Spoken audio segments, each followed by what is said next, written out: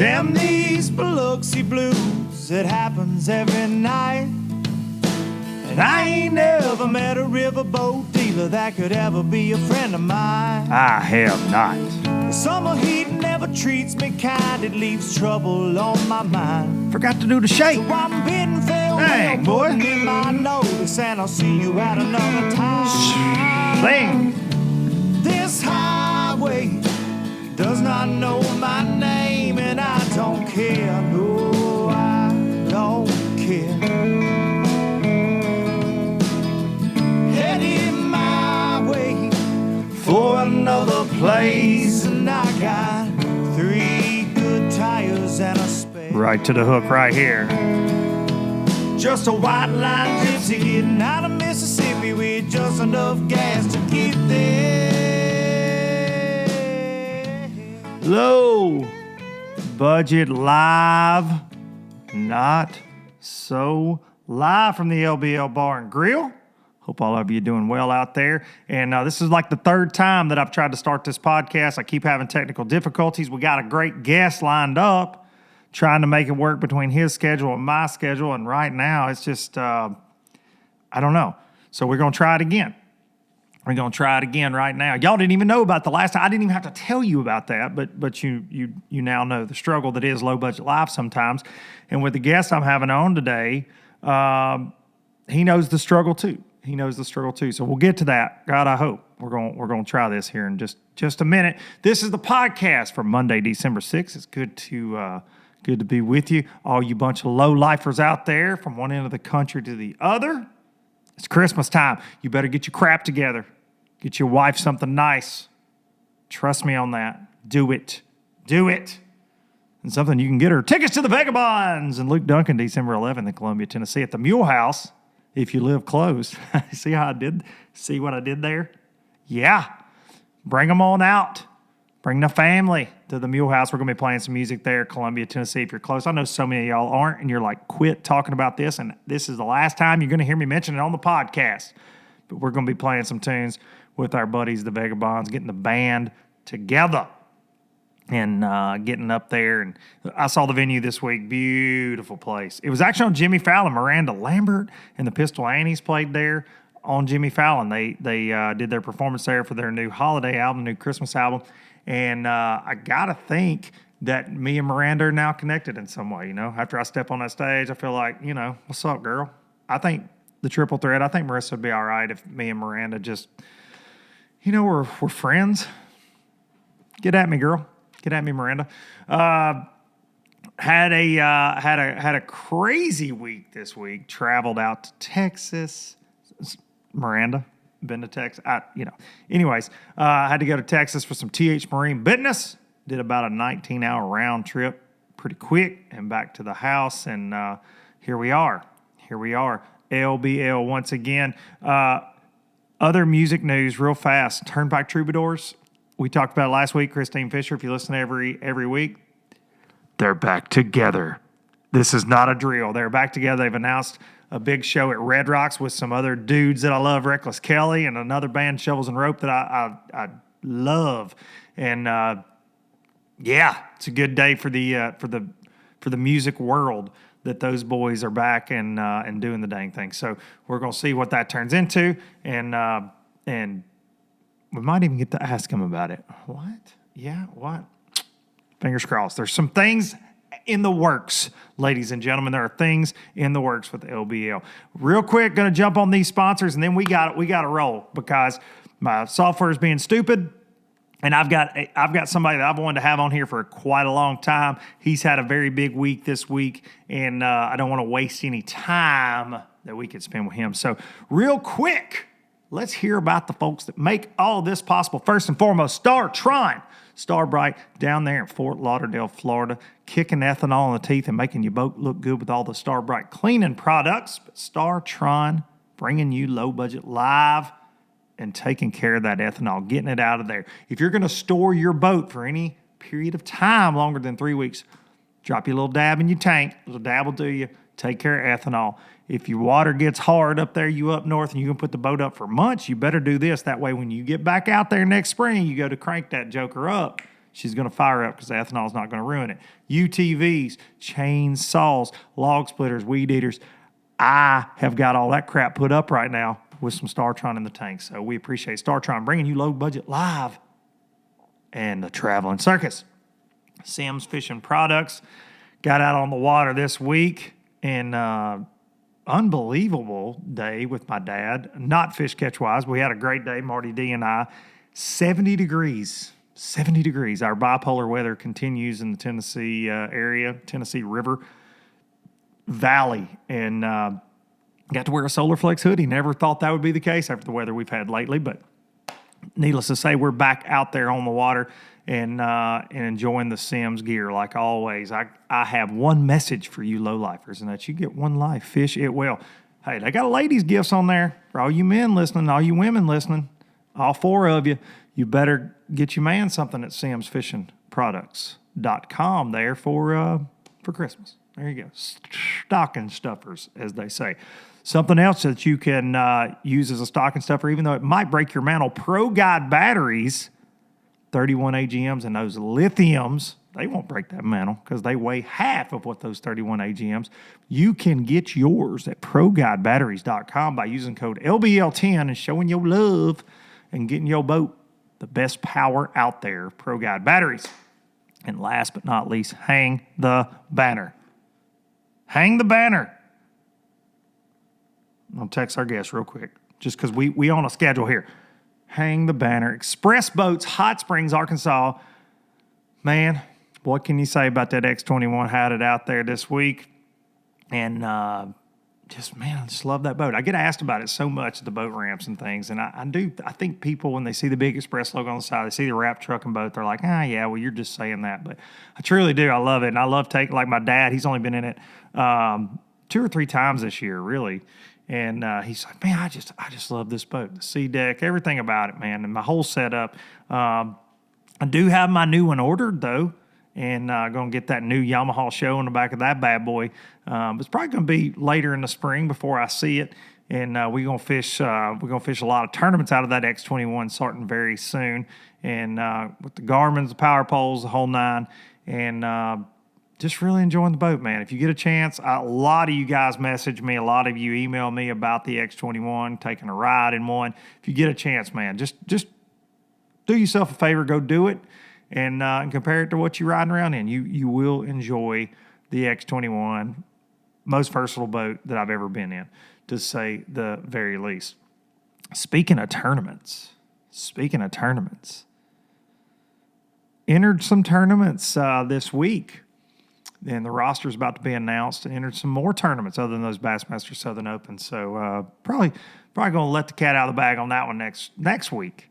But those are going to be interesting. We're going to document those. These are going to be fun.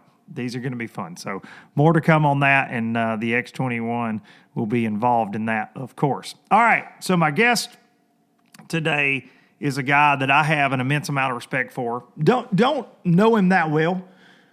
Just professionally, and we have a lot of mutual friends and buddies out there in the world. Most of you know him. If you listen to this show, you certainly listen to his, and now he is taking over the reins of that show.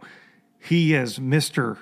Matt Pangrac, and we are going to get him on the phone right now. The host of BTL. It's been a big week for Panger.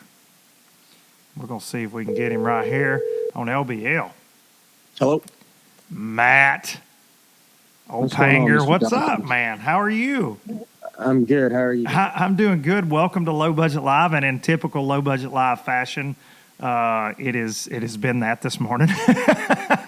It has been that, but you are no stranger to gremlins. I know you and I have talked about that a couple times, and I like to give Mr. Jeffries a hard time about his gremlins, and that's what he gets for running the big operation. That's what you guys get for having Sports Center of bass fishing. you go have a gremlin every now and then, right? Yeah, it is. It's always an uphill battle with technology. Yes. I don't care whether it's on a boat or in your vehicle or on a computer or if you're doing a podcast. No doubt about it, man. And I am a technologically, whether it is my boat or a podcast, an idiot. when it comes to all of it. So when I have a problem, I just start slamming stuff. And if the footage from when I started to record this 3 separate times before I got everything up and running ever gets leaked, people are going to be like, yeah, we don't need to sponsor that guy anymore. He throws a little bit of a temper tantrum. But, dude, I can't thank you enough for doing this. And I want to start by just saying, and I reached out to you about it already, but congratulations, man. Very cool announcement this week for you. Thank you. I just think it's kind of a natural progression. You know, Mark has been with the Bass Zone through Z3 Media, from Fish OK to the Bass Zone to Bass Talk Live for, roughly 25 years in the industry. So it's the only, I guess some people would call it a real job, but it is the only real job that I have had outside of sliding lumber at Menards in between hockey seasons in Central Illinois when I was 18. So excited to just continue what he started and grow it and make it better and bring the fans of bass fishing and fishing in general, just something that they can keep their mind on it throughout the week while they're grinding away and then get on the water on the weekends. No doubt, man. And Mark and I, and it's no secret, Mark and I have, we are very much alike on a lot of things, and we have butted heads at times. But Mark is the OG, and Mark knows that I think the world of him and that I have a lot of respect for him.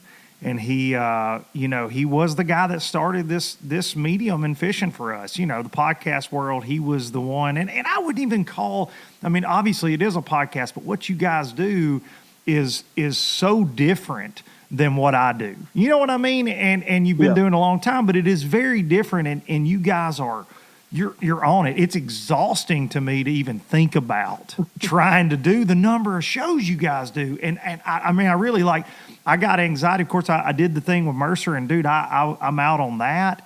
And I thought about, before he had asked me to do that, I thought about adding another show during. I'm like, these guys are nuts.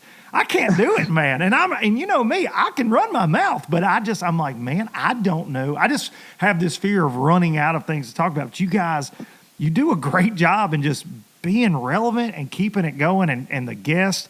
I don't know, man, even though that you bring Bradley Hallman out sometimes, that's disappointing, but but you got, I don't know, man, do you ever worry? Do you ever get stressed in that, like doing so many shows? I don't. It's kind of interesting. We go in the studio in the morning and have for the last 12 years and don't really know what we want to talk about. He says we'll talk about bass fishing and anything else we want to talk about. But it's kind of crazy, the dynamic between me and Mark is we just kind of feed off of each other, and it's something that it's hard to you can't manufacture that. It has to be organically grown. And with him happily stepping away in retirement just shy of his 60th birthday, he'll still be around and things, but it's definitely going to be a transition because of the work ethic that he put in, the consistency that he put in.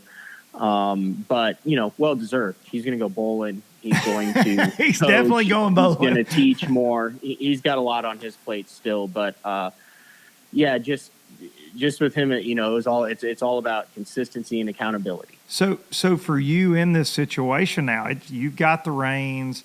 It's all you. Will you mix up co-hosts? Will Mark be there some? Like what's your, and you guys may have talked about that already to the fans, and you may not be ready to talk about that. I'm not sure, but can you give us a sneak peek here? The low-lifers, who are also a lot of BTL faithful.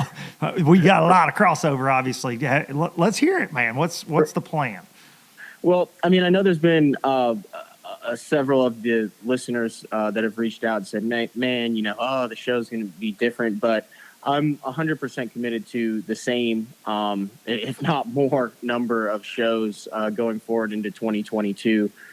I think it's really important, like I said, to stay relevant, but to have content that's out there. And it's a daily show. It becomes kind of part of your life. And that's what I always call it. You've got the low lifers. We have the BTL family over there. And it's obviously going to be different. It's going to look a little bit different. Brad's still going to be the same. Frank Scalish, who has become really popular over the past year and a half, kind of as a tips, tactics, techniques, maps, that type of stuff is still going to be there. But it's also going to change as far as, it's not the guy who's been in the business world for 25 years and retired, and the young guy who's coming up who sees it from a different light. So I'm definitely looking to kind of bring in guest hosts for a week at a time, a month at a time, and just kind of see where it goes. It's all about the 3 E's that Mark talks about: entertaining, educating, and engaging. And I think, just like when you have a good LBL, or we have a good BTL or any, you get done with it and you're like, man, that was a good one. That went really well. But you just know that it was quality. And I think when I find that match, that fit, the niche that it fits in, I think I'll know it.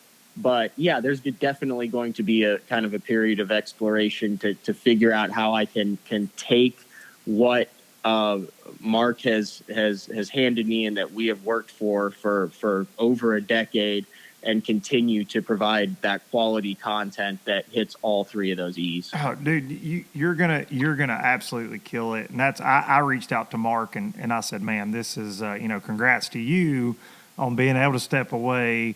But you couldn't have passed the torch on to a guy that any better choice in the fishing world, in my opinion, man. And of course, you've been right there in the mix, co-hosting this show.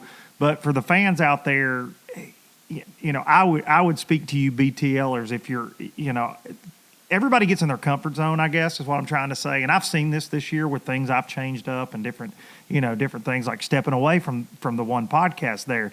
Like people they freak out. And it's just the times that we live in.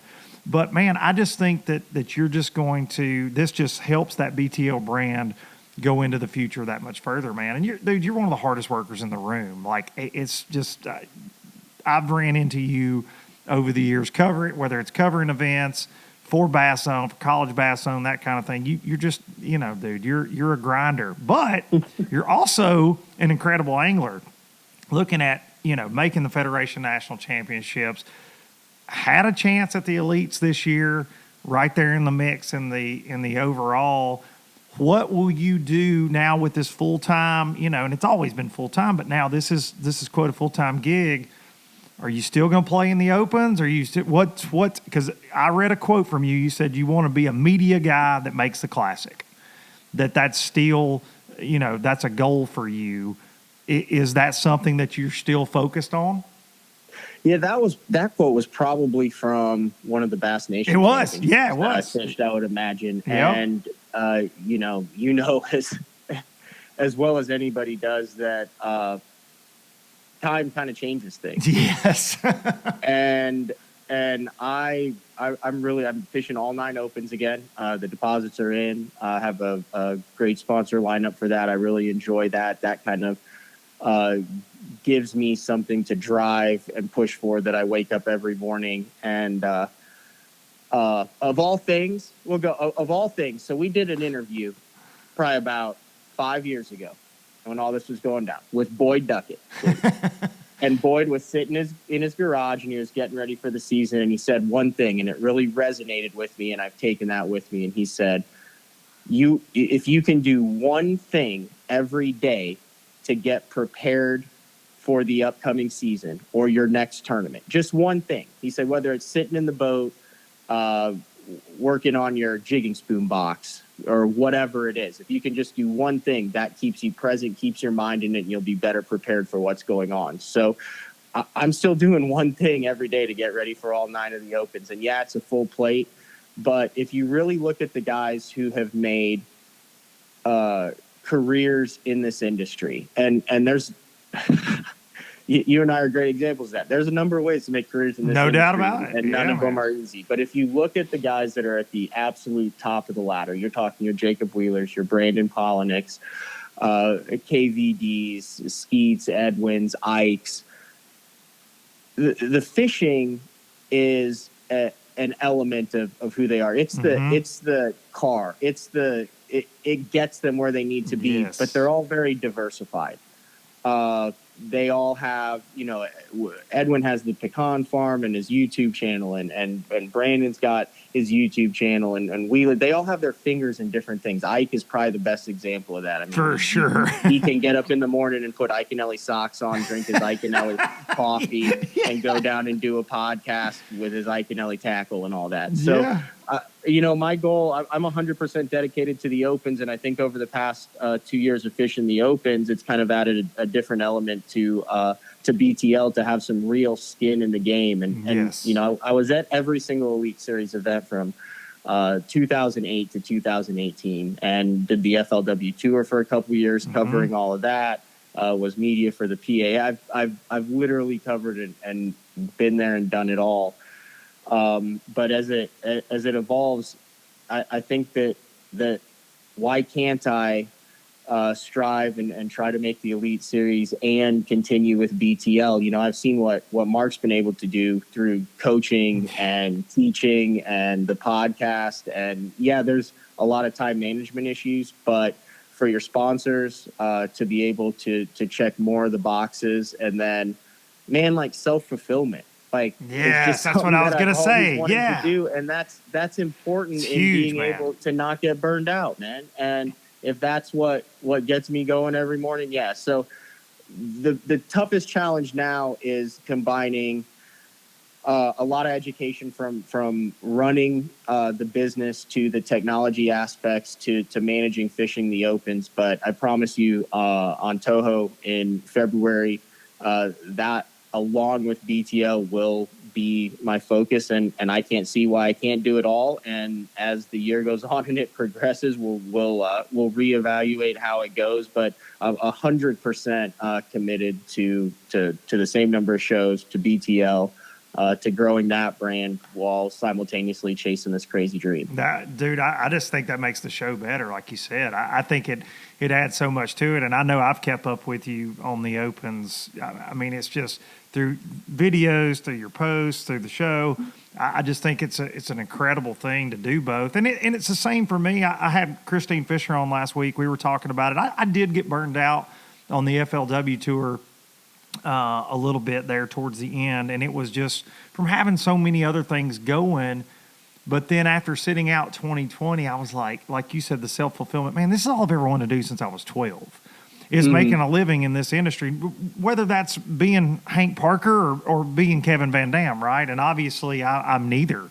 And you carve out your own path, and you've done a great job of that. And I feel like I'm still working, but I know what it is that I want to do now. But I've got to, like, I'm fishing the Opens, I'm fishing a couple other things next year, fishing just the Southerns. And for me, it's that self-fulfillment, and it's being part of it. I love mixing it up, seeing everybody, but more than that, just being out there and competing and trying to figure out the fish all over the country. But it adds another element. And I can't, when I got in those Centrals last year after announcing that I was leaving FLW there in 19 with all the craziness, the fans of the show, the support at every turn, it was just really cool to see. You know what I mean? Just people really pulling for you. And I know you feel that tenfold from what I get.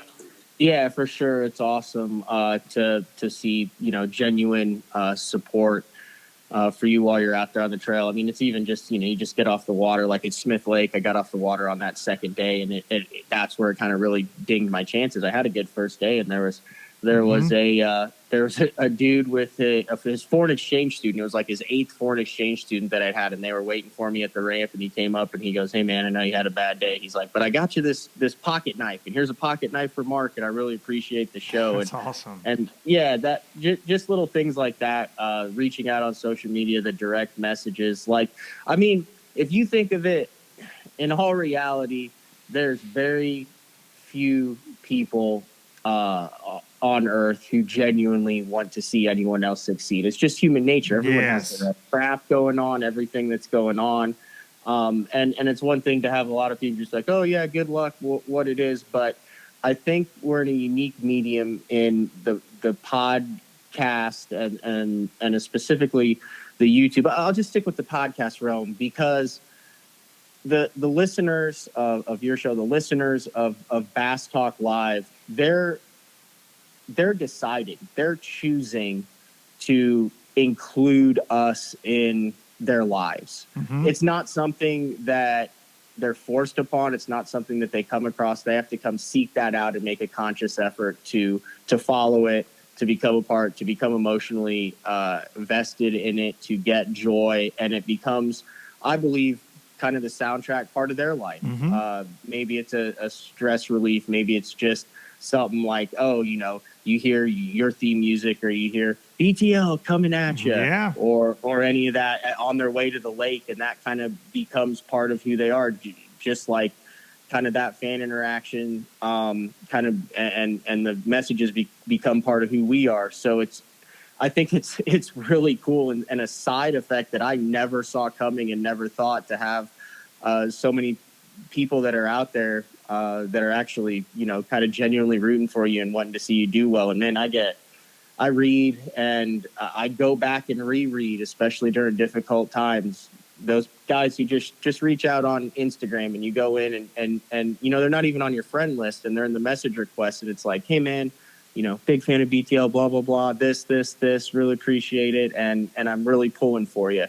And man, there are certain times, you know, when you're traveling, when you're going through stuff in life, that those people, it's a quick message. They have no idea how much that means and impacts your life. And in return, I think it makes me better because now I have found myself reaching out to other people and saying, hey dude, man, you're doing a great job at what you're doing. Yeah. I see what you're doing. I really enjoy it. And that's something before I had experienced that on my end that I didn't do at all. And I think it's just great all the way around. Jeez, man, it's like you got in my head. I've been going through that for real. Like I've had that thought process that this year especially, I've had a lot of stuff, and it's like you know, you get, because I do tend to you know, especially in the past, like the negative stuff, or you get labeled as this or that. But like it's those that reach out that are like, hey man, I'm in Afghanistan.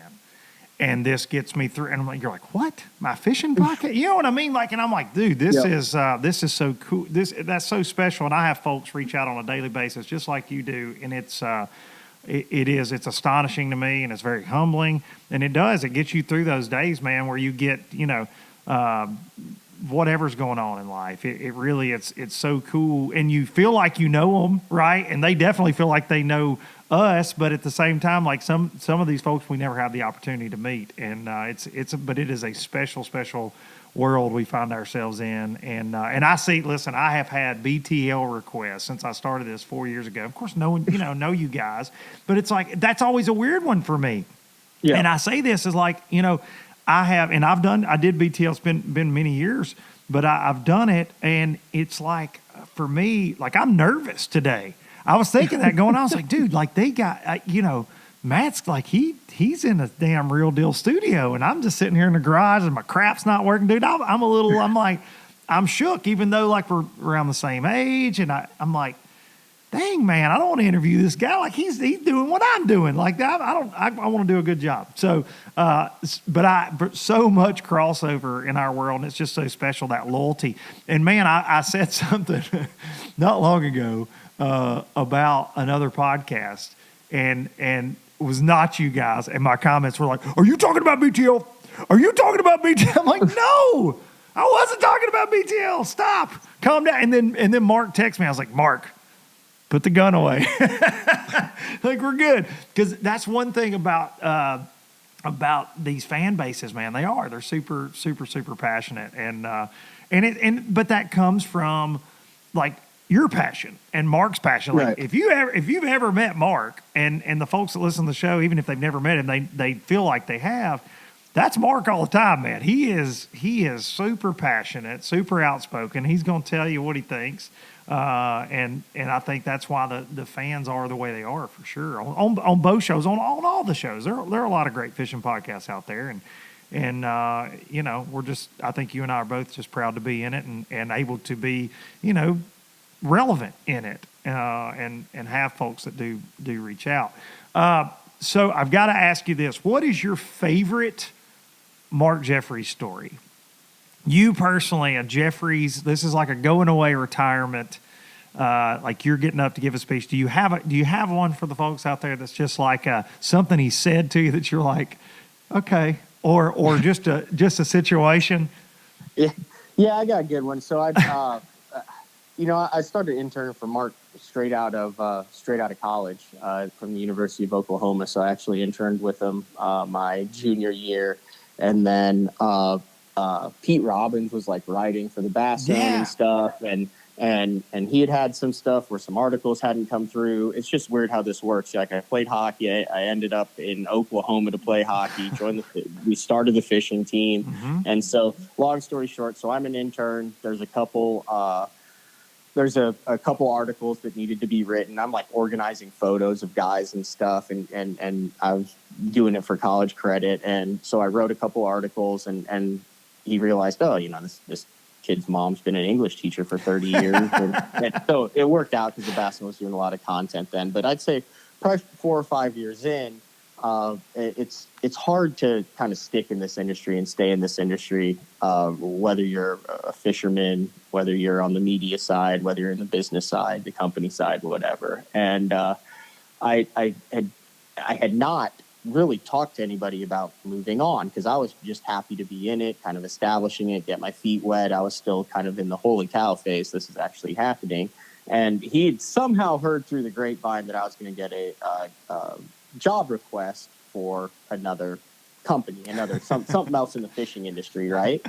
Well, he thought that I had already gotten it and that I hadn't said anything to him. And, I get my start in this. I've been with him for a number of years. We have this kind of really cool relationship. It's like friend, boss, mentor, father. It's a weird deal. Anyway, I come to work one day to the studio to do BTL, and at the time I had a desk and all this, and it's all out on the end of the driveway.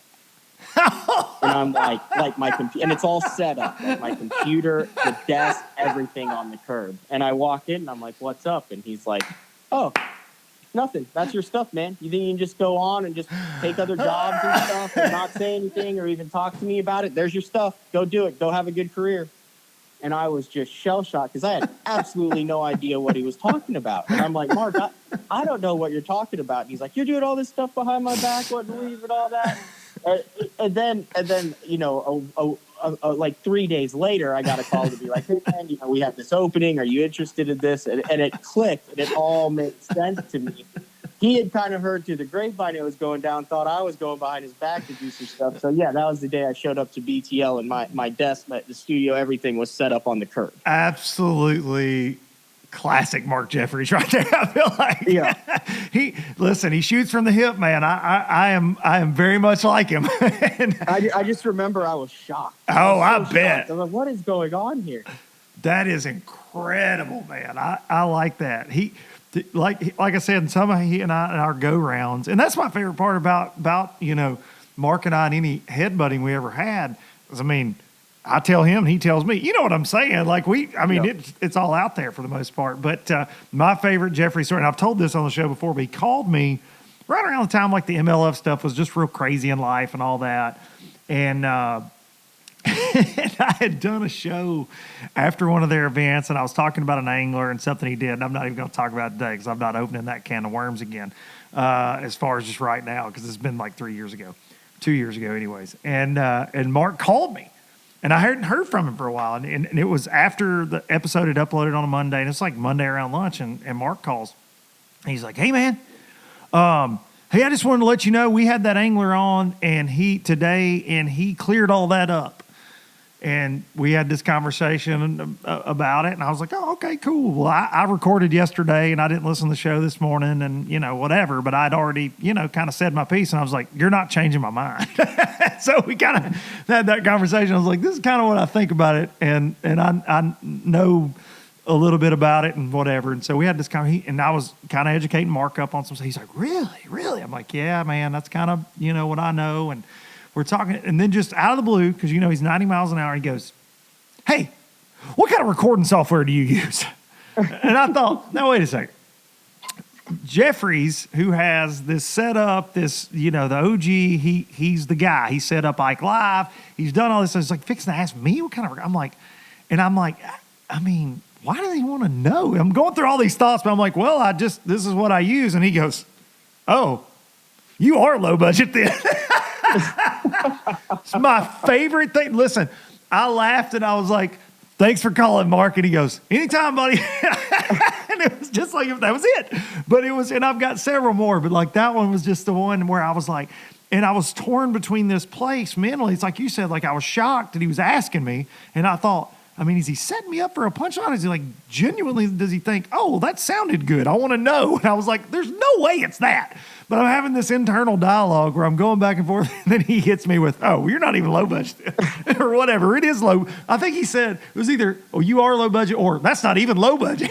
I actually think that was the line. And I think about it every damn time I hit the record button, Mark Jeffries. Every time I do. And today, of all things, and I text you this, I'm having BTL luck. Finally get this collab. You and I were doing a podcast together here, and my stuff craps out on me. And I was like, Jeffries, I was shaking my fist. Mm-hmm.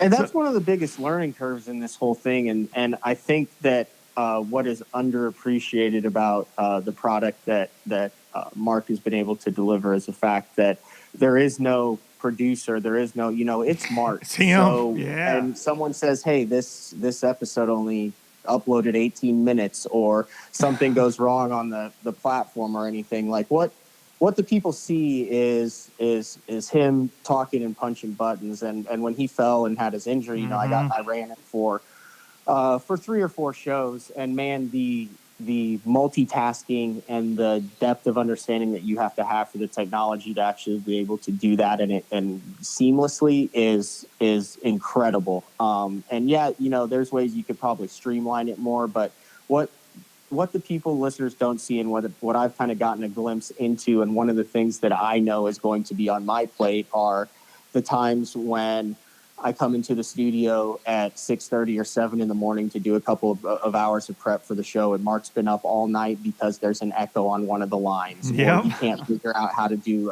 a caller. And there isn't, for me as the co-host, I have jobs and responsibilities, but I don't have to worry about all that stuff. Yep. I sit down and talk about it, and I think it's really underappreciated, and people don't understand the thousands of hours that have gone into looking at the new technology, to understanding, to talking to tech people on the phone, to running hundreds of feet of wires, the mixing boards, the computers, the programs, every single element that you see on that show, Mark primarily built. And yep. That is a skill and a talent that very few people have the dedication or the willpower or desire to not just say, screw it and close the studio up and worry about it the next day. It's impressive, his dedication and self-taught things that he did to get to the level where BTL is. Oh, no doubt about it, man. I was with Hallman doing the MPFL thing down at the Harris Chain, and we had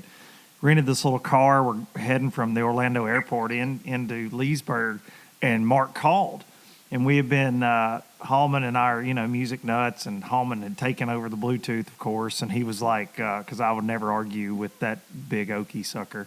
And he's like playing his music. Hey, Duncan, I got to hear this one. And so Jeffries calls, and dude, it was 10 o'clock, you guys' time. It was because it was 11. It was super late for us getting in, and he was at the studio, and you guys had, I believe, a fire.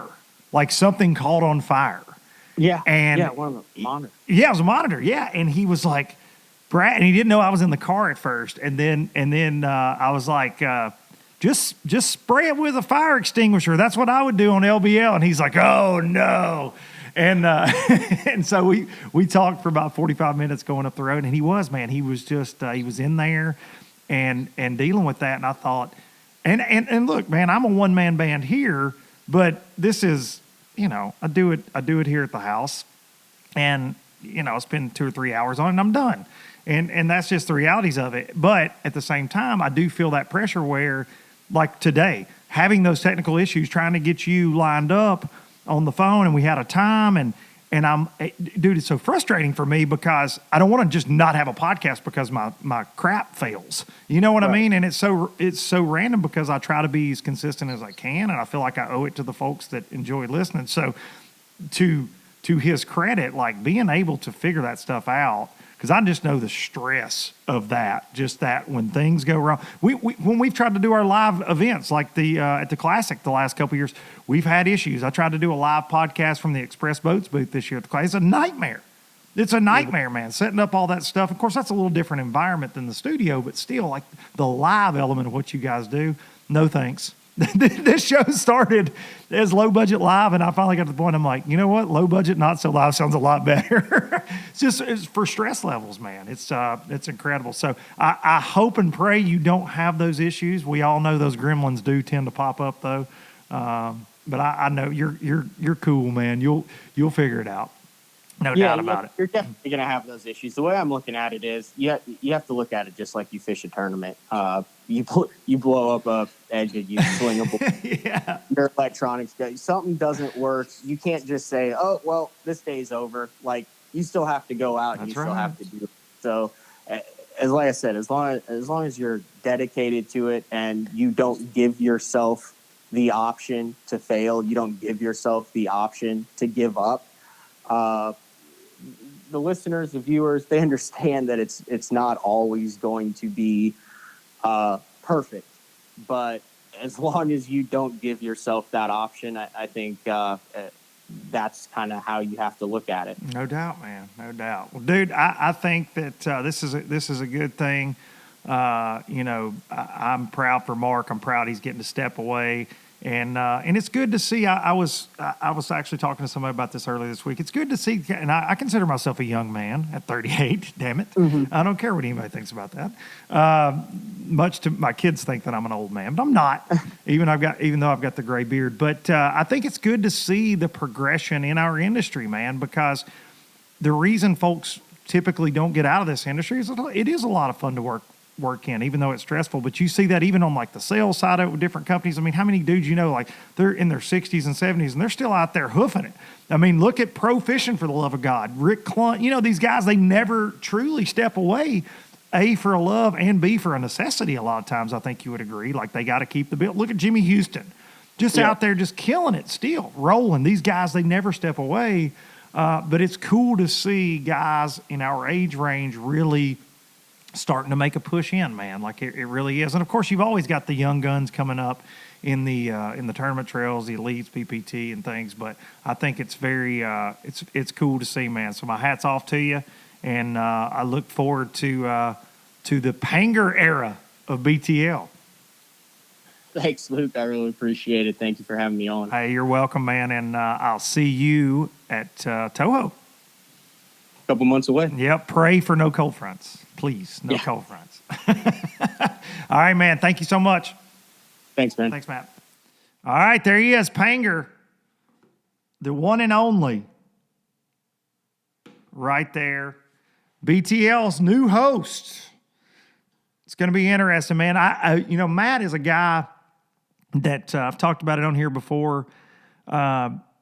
He speaks his mind. He's a lot more professional than I am. I am professionally unprofessional, but he speaks his mind, and he's not afraid to let his opinion be known on the goings on in the pro fishing world, for sure. So I think that he's definitely the heir to that throne, and it's cool to see. Lots of great podcasts out there in the fishing world. The Stray Cast boys doing their thing, Ike Live, and of course those guys at the Bass Talk. Really, they are. They're the godfathers. Mark has been in the media game for a very long time. I've known him through TH Marine since I got in the industry. Knew him before that just from keeping up with the BassZone.com and things. And like I said, Jeffries and I have had our moments. We have, and I'm glad that he and I have been able to bury some of those hatchets, and for sure, and I'm very happy for him, man, to be be getting to retire. That's a goal everybody should have, and I actually talked to Mark this week about that, and so congrats to Mark, and definitely congrats to Matt, and thanks to each and every one of you for listening every single week. All you BTLers and low lifers, it was fun doing that little mashup and getting to pick Matt's brain a little bit just about things going on and just have a conversation with him. He's a good man, and he will do good things there. All right, we're gonna get out of here. I'm recording this on a little early because Matt obviously has BTL and we got things going on. So recording this a little early, and I got to go to a basketball game right now, as a matter of fact. I'm going to be late and I'm going to get in trouble, and I don't want to be in trouble, guys. I do not want to be in trouble. Be sure to hug your mama, hug your dad. I got to spend a day on the water with my dad, and it was good. It was good this week. Make sure you, if you still get a chance to do that, make sure you do that, all you fishing folks out there, all you low lifers. Going to take you out with Biloxi Blues. You can hear it live December 11th. We dang sure going to play it. We may play it for 40 minutes. I don't know. Come on out, the Mule House. We're going to be there with the Vagabonds. I will see y'all next time. I never could make it last. Spanish moss and Civil War ghosts, well, I'm gonna leave them in the past. Any direction, Lord, I'll be fine. It don't matter east or west. North, south, wherever the wind blows, I'm leaving those burdens at rest. This highway, it does not know my name, and I don't care, no, I don't care. Headed my way for another place, and I got 3 good tires and a spare. Just a white line gypsy getting out of Mississippi with just enough gas to get there.